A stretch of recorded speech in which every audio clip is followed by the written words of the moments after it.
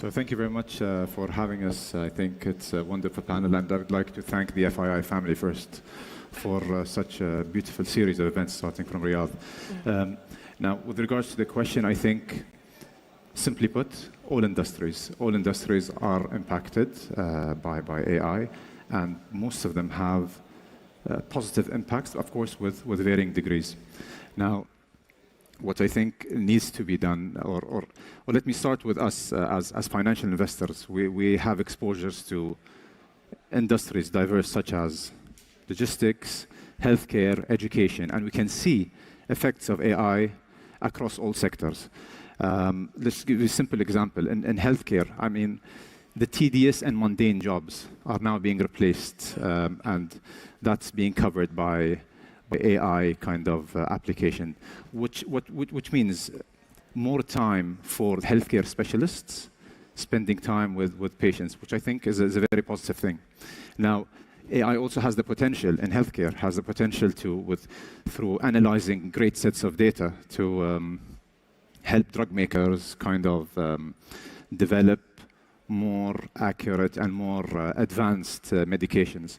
And these are just examples, and I understand we are, this is like the tip of the iceberg, and we have a long journey to go.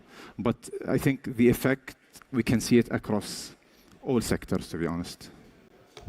Will we see the focus on profitability and shareholder returns take a back seat to something else? And what is that? So I think it's a matter of finding the right balance between, like you just mentioned, equality or equitable kind of returns. So I think I'll just quote the same phrase that has been going on stage since the beginning of the conference: collaboration. So I believe collaboration between, I don't want to say governments, but I would like to say the governments, sovereigns, and the private sector, finding and identifying the right framework in which both can be one. And again, as a financial investor, we have the great conviction that communities are a major stakeholder of our well-being. Hence, the greater good you do the community, the greater good you have for yourself. So again, it's a matter of balance, finding the right balance. Can I just want to add something? I mean, yes, historically, developed markets had the lion's share of developing new technologies. But if you look at the ecosystems being provided, at least I'll speak from our part of the world, in the regions, Saudi or the GCC, the wider GCC, you've got great focus on developing capabilities in the near future. So if you look at the Vision 2030 of Saudi Arabia, I think I read somewhere that around 2/3 of it has some sort of AI references and AI involvement. 2/3 of the full vision. So that's quite impressive. I think they are targeting around developing or training 20,000 AI and data specialists by 2030.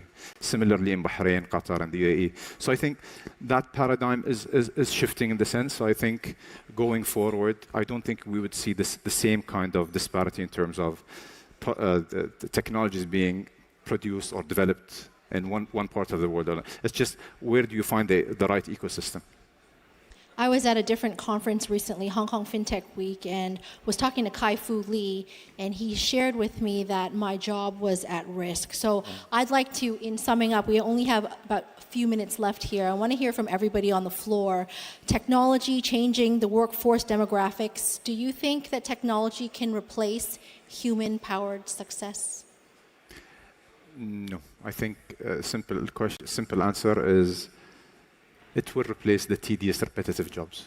But I think this will just mean more fulfilling jobs for humans. But what we need to really focus on, and I know time is running out, is reskilling, upskilling of our current workforce by either instilling AI in our education curriculums or through vocational training programs. And I think, fortunately, we've seen this in our region, whereby you've got significant emphasis on vocational training. You've got universities such as KAUST, I think the doctor was one of the panels earlier, developing and actually using AI technologies in their curriculum. So short answer, I think there's nothing to be worried about. I think positives outweigh the negatives.